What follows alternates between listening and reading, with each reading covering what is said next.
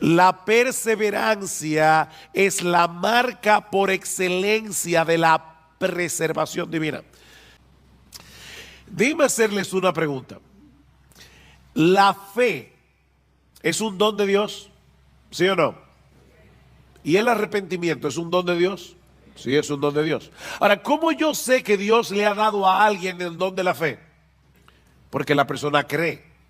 ¿Cómo yo sé que Dios le ha dado a alguien el don del arrepentimiento? Porque la persona se arrepiente. Bueno, ¿cómo yo sé que Dios está preservando a alguien? Porque esa persona está perseverando.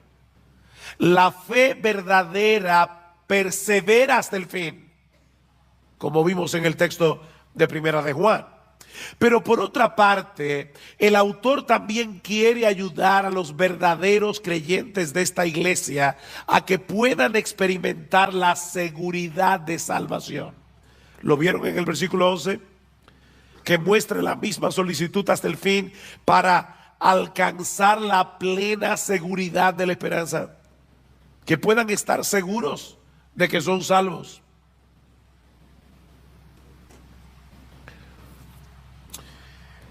Mis hermanos, se puede ser un verdadero creyente y no tener certeza de que lo eres.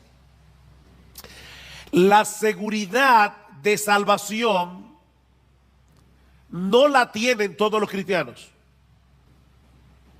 ¿Oyeron eso? O deben ponerlo de otra manera. La inseguridad de salvación no es una prueba de que no somos cristianos. Hay muchos creyentes que van a llegar inseguros al cielo. Y hay muchos impíos que van a llegar seguros al infierno, creyendo que son creyentes. No todo el que me dice Señor, Señor, entrará en el reino de los cielos, sino el que hace la voluntad de mi Padre que está en los cielos. Así que la seguridad de salvación no es necesaria para ser salvo. Sin embargo, cuando un creyente no puede estar seguro de su salvación, no podrá disfrutar plenamente de la bendición de ser salvo. Ni tampoco podrá correr bien la carrera. Noten el versículo 12. Porque yo quiero que ustedes alcancen la plena seguridad de la esperanza, a fin de que no seáis perezosos. El estar seguro te mueve a no ser perezoso. ¿Cómo podremos entonces obtener una plena certeza de nuestra salvación? ¿O cómo vamos a poder seguir avanzando hacia la madurez en nuestras vidas cristianas, de tal manera que podamos ser cada vez más útiles para el reino de Dios? En el versículo 12 nos dice dos cosas al respecto. La primera es que debemos seguir siendo diligentes en el cuidado de nuestras almas. Debemos ser diligentes en el cuidado de nuestras almas. Versículo 12. A fin de que no seáis perezosos, sino imitadores de los que mediante la fe y la paciencia heredan las promesas, para que no sean perezosos. Y la pereza de la que el autor está hablando aquí es una indisposición para el cumplimiento de nuestros deberes espirituales. Tú debes leer la Biblia, tú debes orar, tú debes venir a la iglesia, debes venir al culto de oración, debes leer buenos libros cristianos, debes tener una comunión edificante con otros hermanos en la fe. Esos son nuestros deberes espirituales, pero el perezoso, aunque lo sabe, no lo hace. Dice Salomón en Proverbios 26:13, que el perezoso siempre encuentra una excusa para dejar de hacer lo que tiene que hacer. El perezoso dice, hay un león en el camino, hay un león en medio de la plaza. Imagínense ustedes, yo quiero salir a trabajar, pero hay un león fuera de la puerta de mi casa. Así que prefiero quedarme aquí seguro. O dice en Proverbios 15:19 que el camino del perezoso es como un seto de espinos. Él tiene un deber que cumplir, pero magnifica de tal manera los obstáculos que tiene por delante que termina dejando el asunto para otro momento. Y es interesante porque no es que el perezoso no desee estar en una mejor condición espiritual. No, de hecho, en Proverbios 13:4 dice que el alma del perezoso desea, pero nada alcanza. Él desea, pero nada alcanza. Le dije que me iban a ver bebiendo agua hoy. No sufran. Que yo estoy más interesado en decir este mensaje.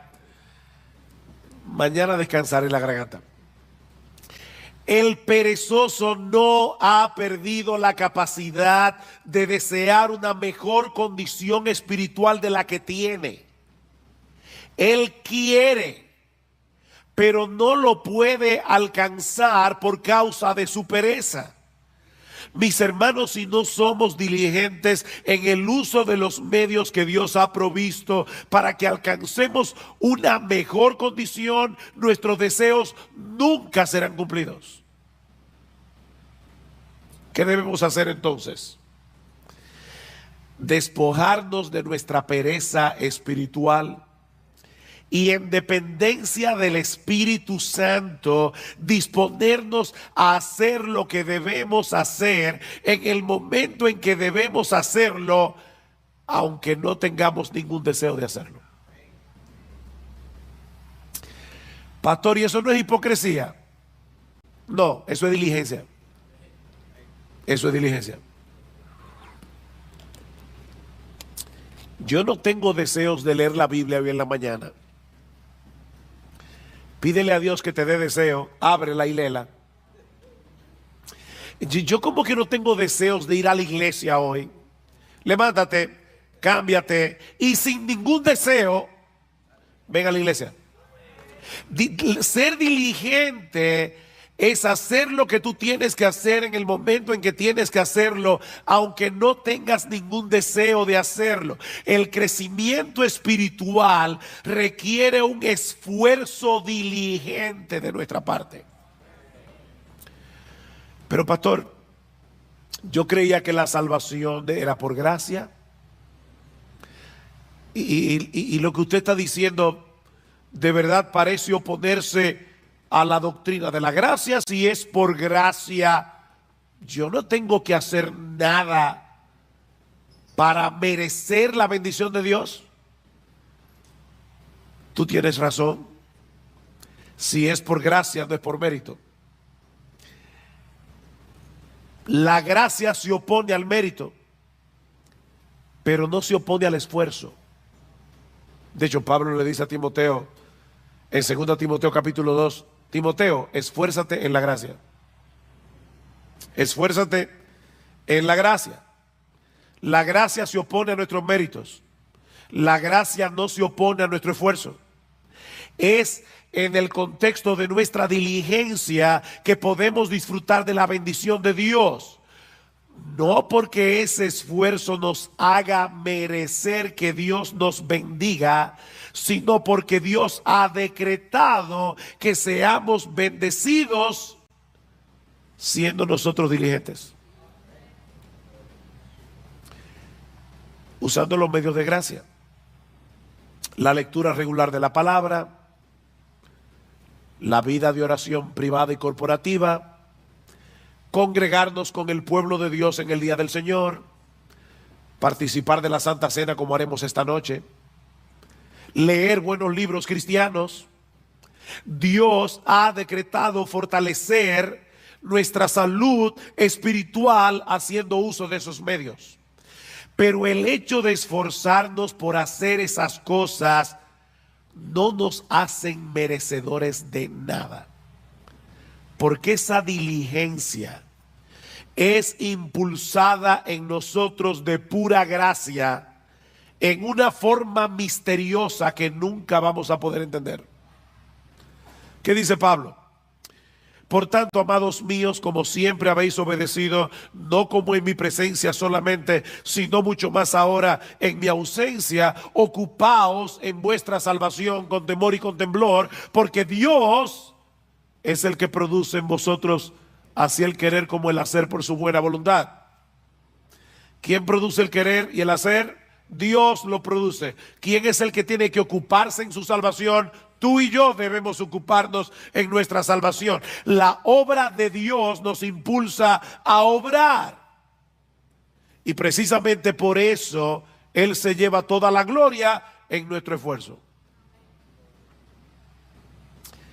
Pero toda bendición que nosotros recibimos de la mano de Dios no es por nuestro esfuerzo, es por los méritos de nuestro Señor Jesucristo.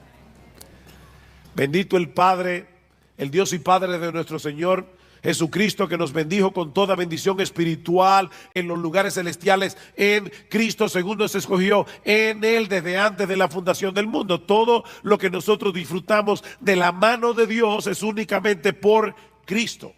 O déjeme decirlo de otra manera. Aún los medios de gracia que Dios nos ha provisto y el impulso para hacer uso de esos medios son un regalo de gracia. Pero somos tú y yo los que debemos disponernos a hacer lo que tenemos que hacer, no para ganarnos su favor, sino porque ya fuimos favorecidos. Así que no es un asunto de méritos, es un asunto de confianza en Dios. Una confianza que nos mueve a hacer lo que Él dice que debemos hacer para mantener una buena salud espiritual. Déjame hacerte una pregunta. ¿Qué debe hacer un hombre o una mujer para alcanzar una buena calidad de vida? En la Biblia dice que yo no puedo añadir a mi estatura un codo por más que me afane. O sea, yo me voy a morir el día que me voy a morir. Por eso alguien decía, come saludable, ve al gimnasio y muérete a pesar de todo. Eso no es lo que tú vas a ver en los gimnasios, pero es una realidad. Ahora, ¿qué debe hacer una persona para tener una buena calidad de vida? Bueno, debe mantener una dieta balanceada, un programa regular de ejercicios físicos, descansar apropiadamente y ese tipo de cosas.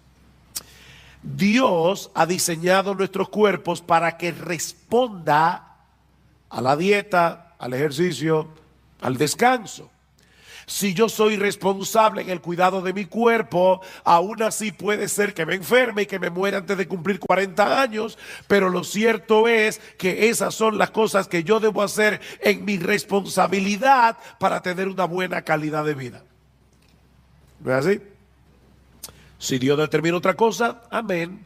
Pero yo debo ser responsable en darle a mi cuerpo el cuidado que necesita. Ahora, cuando yo hago todo eso, como balanceado, hago ejercicio, descanso, ¿lo hago para merecer la salud?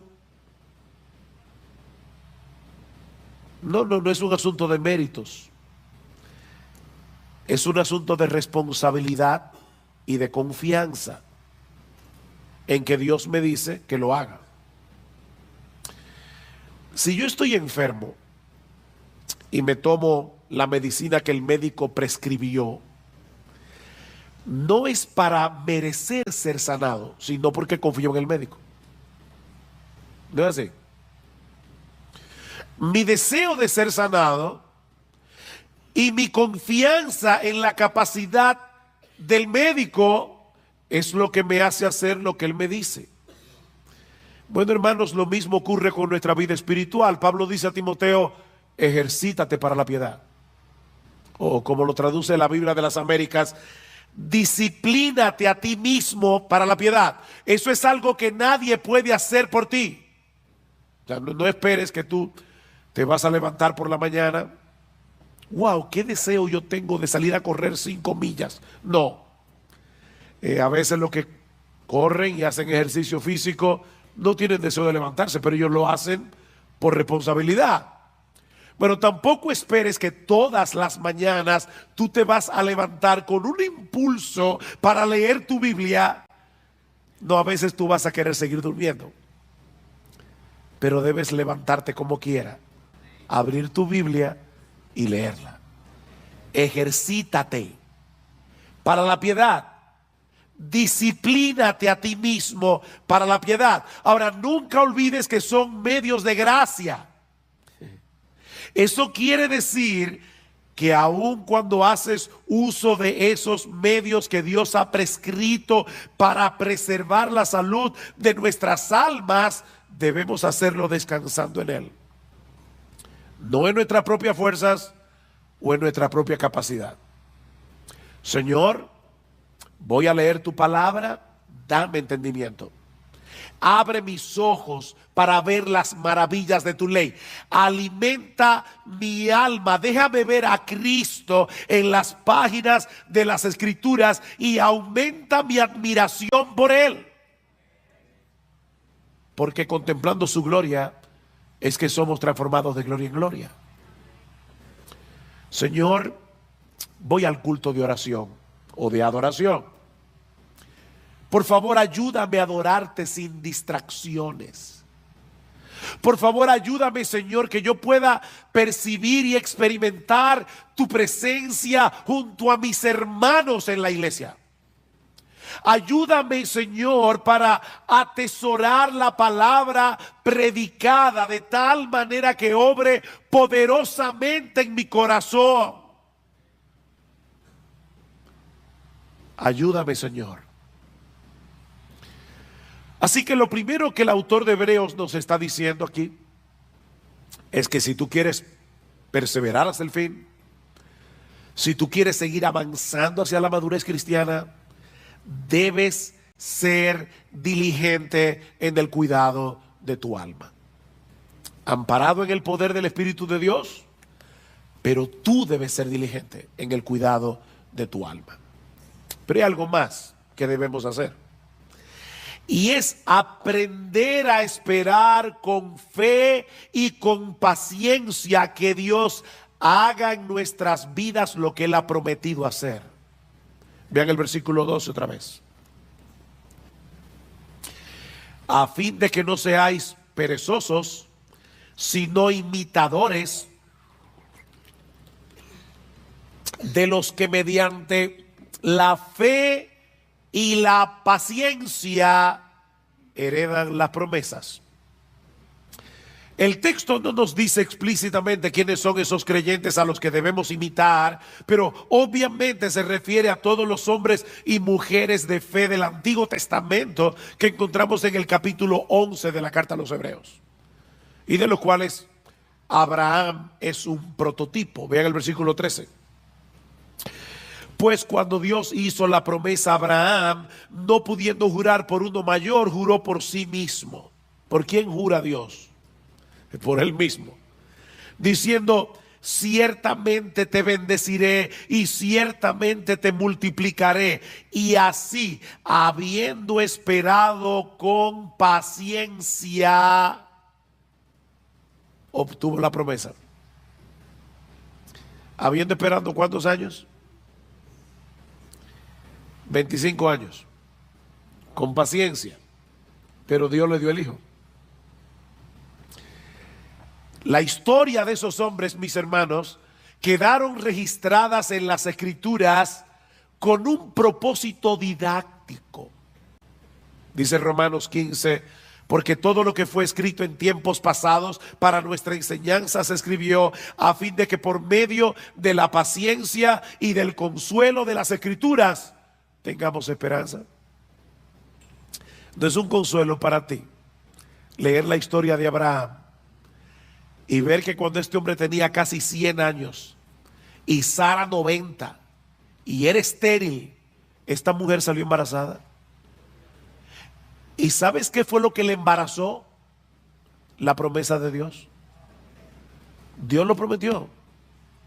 Y cuando Dios promete algo, Él lo hará en su tiempo, pero Él lo hará. el Espíritu Santo inspiró a los autores de las Escrituras para que dejaran un registro de las historias de estos hombres y mujeres del pasado que se aferraron a las promesas de Dios con fe y con paciencia, aún en medio de circunstancias muy difíciles.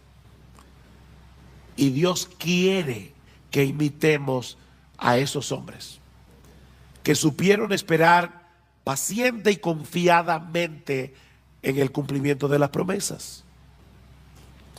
La fe nos capacita para confiar en el poder y en la buena disposición de Dios para concedernos lo que Él nos ha prometido, pero la paciencia nos permite esperar que Él lo haga en su tiempo, no en el nuestro. Fe y paciencia. Mis hermanos, la clave para perseverar hasta el fin no es creer, es seguir creyendo. No es creer, es seguir creyendo. Es seguir esperando hasta que Dios en su sabiduría haga lo que Él ha decidido hacer en el tiempo en que Él ha decidido hacerlo y en la forma como Él quiere hacerlo. Esta palabra que aparece en nuestro texto y que se traduce como paciencia nos habla de quietud y confianza prolongada en medio de la aflicción. Eso es paciencia. La fe nos lleva a descansar confiados en las promesas de Dios. La paciencia nos permite continuar esperando lo prometido, aunque en medio de las circunstancias en que nos encontremos nos dé la impresión de que Dios se olvidó del asunto. Mira, mi hermano, Dios está más interesado en tu carácter que en tu comodidad.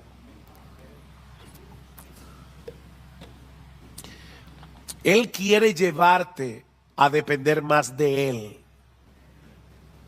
a que tú entiendas cuánto lo necesitas. Si tú llamas una vez y no se te abre, y llamas otra vez y no se te abre, y vuelves a llamar y no se te abre, y por eso dejas de llamar, puede ser que todavía tú no hayas entendido cuánto tú necesitas la bendición de Dios. Eso quiere decir que tu fe necesita ser fortalecida. ¿Y sabes cuál es la lagartija que fortalece la fe? Yo no sé cómo le llamarán ese ejercicio en otra parte de América Latina, pero los push-ups, no sé cómo decirle. ¿Sabes cuál es el ejercicio que fortalece la fe? Seguir esperando la promesa de Dios. Esperar. Esperar fortalece la fe. Dice en Romanos 8:24 que fuimos salvados en esperanza, pero la esperanza que se ve no es esperanza, pues ¿por qué esperar lo que uno ve? O como lo dice en otra versión, ¿quién espera lo que ya tiene? Es en la espera que se fortalece nuestra fe. Aquellos que han sabido unir la fe con la paciencia seguirán llamando y seguirán llamando y seguirán llamando hasta que le abran la puerta. Dice el salmista en el Salmo 123, a ti levanto mis ojos, oh tú que reinas en los cielos. He aquí como los ojos de los siervos miran a la mano de su Señor, como los ojos de la sierva a la mano de su señora. Así nuestros ojos miran al Señor hasta que se apiade de nosotros. ¿Por cuánto tiempo? Hasta que se apiade. Salmo 130, espero en el Señor. En Él espera mi alma y en su palabra tengo mi esperanza. Mi alma espera al Señor más que los centinelas a la mañana. Sí, más que los centinelas a la mañana. ¿Te das cuenta, mi hermano, la insistencia de la Biblia en el hecho de esperar? Si no aprendes a esperar, vivirás frustrado. Te vas a frustrar con Dios, porque el horario de Dios casi nunca encaja con nuestras expectativas. Te vas a frustrar. Dios pudo hacer el mundo en un segundo, pero lo hizo en 6 días. Y dice que al principio la tierra estaba desordenada y vacía, y Dios la fue trabajando poco a poco, poblando la tierra hasta hacerla productiva. Dios hace las cosas en su tiempo. Mi hermanos, no es como a nosotros nos parece mejor, sino es como Él sabe que es lo mejor. Ustedes recuerdan cuando Elías le oró a Dios. Había una sequía de 3 años y medio. Y el Señor no envió la lluvia de inmediato. Elías le dice a su criado: ve a ver si tú ves algo en el cielo. El criado regresó diciendo: yo no veo nada. Vuelve otra vez. Nada. Vuelve otra vez. Nada. Vuelve otra vez. ¿Saben cuántas veces volvió el criado? 7 veces. Oigan, hay que tener paciencia. En este caso del criado con Elías. Pero ya no te dije que no hay nada. Ve otra vez. Finalmente el criado llega y le dice: veo una pequeña nube como la palma de un hombre que sube del mar. Cuando Gloria y yo fuimos a visitar a nuestra hija en Medio Oriente, aquel lugar es desértico, casi nunca llueve. De hecho, desde abril hasta noviembre no hay nubes en el cielo, nunca, nada de nube, ni una sola. Ahora imagínate en ese desierto que alguien vea una nube del tamaño de la palma de una mano que está subiendo del mar y dice: ay, parece que va a llover. Elías, que entendía perfectamente el modo de obrar de Dios, le dice al criado: sube y dile a Acab, prepara tu carro y desciende para que la fuerte lluvia no te detenga. Y sucedió que al poco tiempo el cielo se oscureció con nubes y viento y hubo una gran lluvia.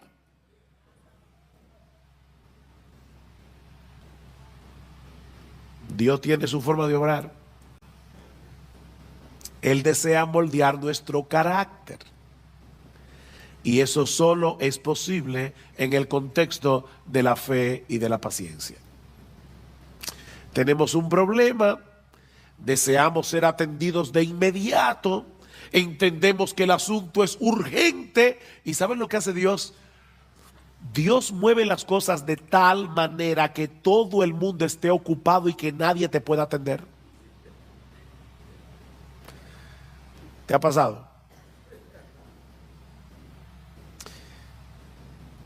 ¿Sabes qué es lo que Dios está haciendo? Enseñándote a esperar con fe y con paciencia. Tu mayor problema no es que te atiendan. Tu mayor problema es tu falta de fe. Y Dios está moldeando tu carácter. Mis hermanos, ¿qué aflicción puede ser mayor que la muerte de un ser querido? Pero cuando Marta y María mandaron a llamar a Jesús porque Lázaro estaba enfermo, el Señor ni se apresuró. Él esperó pacientemente al que el problema se pusiera peor para mostrar más abundantemente su poder. Lázaro finalmente murió y Cristo lo levantó de los muertos. Y en el proceso le enseñó a Marta y a María a esperar con fe y con paciencia. La hija de Jairo, cuando este hombre acudió a Cristo, su hija aún vivía, Pero el Señor otra vez se entretuvo en el camino tratando otro caso, el de la mujer que tenía flujo de sangre. Y ustedes saben lo que sucedió. La niña muere y Cristo de nuevo la levanta de los muertos. Estas historias están en la Biblia, mis hermanos, para enseñarnos algo. Cristo dejó que esa niña muriera para que nosotros aprendiéramos a tener fe y paciencia. A veces va a parecernos que el Señor no nos está haciendo caso. ¿Recuerdan la mujer sirofenicia? Señor, ten misericordia de mí, mi hija está posesa por un demonio, y Cristo ni le escucha. Los apóstoles vienen. Por favor, Señor, haz algo para que esta mujer nos deje tranquilos. No es correcto quitarle el pan de los hijos para dárselo a los perrillos. Yo vine primero a los perdidos de la casa de Israel. Y esta mujer le dice, sí, Señor, pero aún los perrillos comen de las migajas que caen de la mesa de sus amos. Y Cristo le dice, mujer, por causa de tu fe, lo que tú quieres te será hecho. Y dice que su hija fue sanada en aquella misma hora. Esta mujer no desmayó. Y por medio de la fe y de la paciencia obtuvo la bendición que deseaba. He aquí entonces, mis hermanos, la metodología divina para seguir avanzando en nuestras vidas cristianas y llegar a experimentar seguridad de salvación. Debemos ser diligentes en el cuidado de nuestras almas y ser imitadores de aquellos que por la fe y la paciencia heredaron las promesas. Dios nos ha dado promesas ciertísimas en su palabra, incluyendo el hecho de que Él ha de guardarnos en Cristo hasta el día en que estemos en su presencia, en cuerpos glorificados, contemplando y deleitándonos en su gloria por los siglos de los siglos. Él lo ha prometido y Él lo hará. Mis ovejas oyen mi voz y yo las conozco y me siguen, y yo les doy vida eterna y no perecerán jamás, ni nadie las arrebatará de mi mano. Mi Padre que me las dio es mayor que todos y nadie las puede arrebatar de la mano de mi Padre. Si esperamos en las promesas de Dios con fe y con paciencia, tendremos el combustible necesario para energizar nuestra diligencia en el cuidado de nuestras almas. Recuerden lo que dice el autor de la carta a los Hebreos: deseamos que cada uno de vosotros muestre la misma solicitud hasta el fin. ¿Para qué? Para que tengan seguridad de salvación. ¿Para qué? Para que no seáis perezosos. Para que no seáis perezosos. Las promesas de Dios son las que le dan contenido a nuestra fe. Creer en Dios es confiar en su fidelidad para cumplir lo que Él ha prometido sobre la base de la obra consumada de Cristo a nuestro favor. Eso es lo que el autor de la carta dice más adelante. Versículo 16. Porque los hombres juran por uno mayor que ellos mismos. ¿No es así? Hay gente que jura por Dios. ¿Y por quién jura Dios? Los hombres juran por uno mayor que ellos mismos, y para ellos un juramento dado como confirmación es el fin de toda discusión. Por lo cual Dios, deseando mostrar más plenamente a los herederos de la promesa la inmutabilidad de su propósito, interpuso un juramento. Dios juró por sí mismo, a fin de que por dos cosas inmutables, en las cuales es imposible que Dios mienta, los que hemos buscado refugio seamos grandemente animados para asirnos de la esperanza puesta delante de nosotros.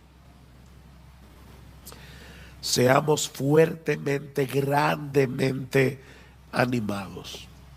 la cual tenemos como ancla del alma, una esperanza segura y firme y que penetra hasta detrás del velo donde Jesús entró por nosotros como precursor. ¿Recuerdan cuando el sumo sacerdote entraba al lugar santísimo con la sangre del animal y rociaba el propiciatorio? Bueno, allí entró Jesús con su sangre para decirle a su Padre y a los ángeles: yo derramé mi sangre por este hijo mío. La justicia de Dios ya está satisfecha. Es imposible que Él termine en otro lugar que no sea en mi presencia. Aférrate a esa promesa. Aférrate a esa promesa. Mira, mi hermano, en la misma medida en que seamos capaces de esperar con fe y con paciencia en las promesas de Dios, en esa misma medida seremos capaces de poner toda diligencia en el cuidado de nuestras almas. Eso es lo que dice Pedro al inicio de su segunda carta. Recuerdan, y voy a leer la Biblia de la Reina Valera. Dice: como todas las cosas que pertenecen a la vida y a la piedad nos han sido dadas por su divino poder, mediante el conocimiento de aquel que nos llamó por su gloria y excelencia, por medio de las cuales nos ha dado preciosas y grandísimas promesas, para que por ellas llegaseis a ser participantes de la naturaleza divina, habiendo huido de la corrupción que hay en el mundo a causa de la concupiscencia. Por esto mismo poned toda diligencia en añadir a vuestra fe virtud, a la virtud conocimiento, etcétera, etcétera. Este es un texto muy denso, pero mis hermanos, lo que Pedro está diciendo es básicamente esto: todo lo que tú necesitas para tu vida cristiana, todo lo que tú necesitas para seguir avanzando hacia la piedad, ya Dios te lo dio por su divino poder. Eso es parte del paquete de la salvación. No nos falta absolutamente nada para nuestra vida cristiana y para la piedad. Ya lo tienes por su divino poder. Ahora, ¿cómo fue que Dios nos concedió todo lo que necesitamos para la vida y para la piedad? Mediante el conocimiento de aquel que nos llamó por su gloria y excelencia. ¿No le suena raro eso? Aquel que nos llamó por su gloria y excelencia. ¿Cómo Dios llama por su gloria y excelencia? Muy fácil.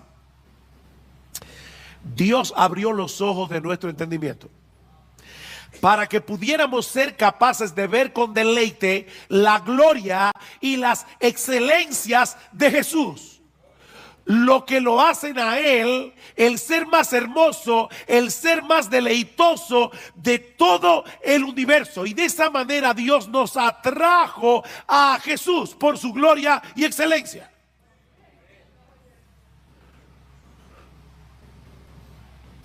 Y ahora Pedro está diciendo: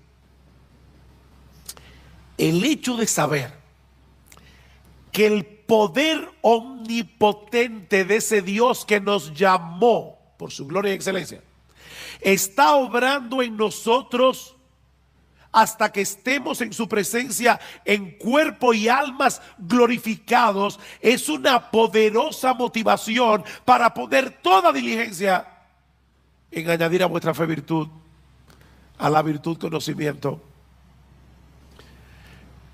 Alguien lo ilustra de esta manera. Imagínate que tú eres un prisionero de guerra en un campo de concentración y has perdido toda esperanza de salir vivo de allí. Y en tu desesperanza ya tú comenzaste a vivir descuidadamente. Tú lo que quieres es sobrevivir hasta la muerte. Y ya tú no te preguntas si algo está bien o algo está mal. Como decimos en buen dominicano, tú estás dado al pecado.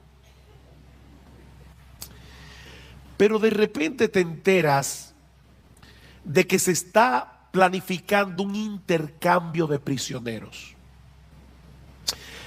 Y ves que se acerca a la fila donde estás tú el guardia que tiene la responsabilidad de señalar a los que van a ser libertados y enviados de vuelta a su familia. Si el guardia te señala a ti, eso no sería un mero conocimiento. Recuerden que Pedro dice, mediante el conocimiento de aquel que nos llamó por su gloria y excelencia. Pero ese conocimiento transforma, ese conocimiento anima. Si el guardia se te acerca a ti, tú no vas a pensar, oh, qué interesante, me llamó a mí. No, mi hermano, en ese momento el poder de la esperanza va a energizar todo tu cuerpo y tu alma, porque sabes que has sido llamado para ser de nuevo un hombre libre. Bueno, eso es precisamente lo que Pedro nos está diciendo aquí. El hecho de saber que el Dios de gloria se nos ha acercado y nos ha dicho, tú que estás allí, ven, yo te mostraré mi gloria y te daré una vida eterna glorificada para disfrutarla. Esa es una esperanza que energiza nuestra diligencia para seguir avanzando en el camino de la piedad. De ahí lo que sigue diciendo Pedro. Como ustedes tienen esas preciosas y grandísimas promesas, vosotros también, poniendo toda diligencia por esto mismo, añadid a vuestra fe virtud, a la virtud conocimiento, al conocimiento dominio propio, al dominio propio paciencia, a la paciencia piedad, a la piedad afecto fraternal y al afecto fraternal amor. ¿Se dan cuenta? Este texto concluye como comienza Hebreos 6. Pedro lo pone al revés. Esperar con fe y con paciencia en las promesas de Dios es lo que nos hace diligentes para añadir a la fe virtud, a la virtud conocimiento y así sucesivamente. Mis hermanos, no hay forma de avanzar sin esperanza. Y la esperanza se alimenta de las promesas de Dios. Solo si aprendemos a esperar en ellas con fe y con paciencia. Promesas, esperanza, fe y paciencia. Y ahora yo te pregunto, ¿qué tanto tú estás alimentando tu esperanza con las promesas de la palabra de Dios? ¿Qué tan a menudo tú traes esas promesas a tu mente, sobre todo cuando estás en medio del dolor y de la aflicción? ¿Cuándo fue la última vez que en una forma consciente tú meditaste en una promesa de las Escrituras hasta que la paz y la quietud trajeran descanso a tu alma? ¿Qué tan dispuesto tú estás a seguir esperando en Dios, sabiendo que Él selló cada una de sus promesas con la sangre que Cristo derramó por ti en la cruz del Calvario? Recuerda que es por fe que andamos, no por vista. Mis hermanos, que el Señor nos ayude a mostrar la misma solicitud hasta el fin, no te canses, para alcanzar la plena seguridad de la esperanza, a fin de que no seáis perezosos y no imitadores de los que mediante la fe y la paciencia heredan las promesas. Y si acaso a lo largo de este mensaje te has dado cuenta que has estado siendo perezoso en el cuidado de tu alma, que la desesperanza había arropado tu corazón y te había llevado a descuidar los medios de gracia, mi hermano, no te quedes allí postrado lamentando tu pecado. Si confesamos nuestros pecados, Él es fiel y justo para perdonar nuestros pecados y limpiarnos de toda maldad. Señor, perdóname. Yo he estado descuidando la lectura de tu palabra. Yo he estado descuidando la oración. Perdóname, Señor, he estado descuidando el venir a la iglesia. He estado descuidando participar de tu cena. Perdóname, Señor, porque no he estado cultivando el hábito apropiado de lectura. Perdóname, Señor, porque no he estado teniendo comunión edificante con mis hermanos en la iglesia. Perdóname, y después que le pidas perdón, aprópiate por fe de ese perdón. El perdón no se siente, el perdón se cree. Muchas veces nosotros pedimos perdón por nuestros pecados y no nos sentimos perdonados. La pregunta es, ¿en qué tú vas a creer? ¿En los sentimientos de tu corazón o en las promesas de Dios? Si confesamos nuestros pecados, Él es fiel y Él es justo para perdonar nuestros pecados, para limpiarnos de toda maldad. Así que ve a Dios, pídele perdón. Aprópiate por fe de ese perdón y, como dice luego la carta a los Hebreos, levanta las manos caídas, levanta las rodillas paralizadas y haced sendas derechas para vuestros pies, para que lo cojo no se salga del camino, sino que sea sanado.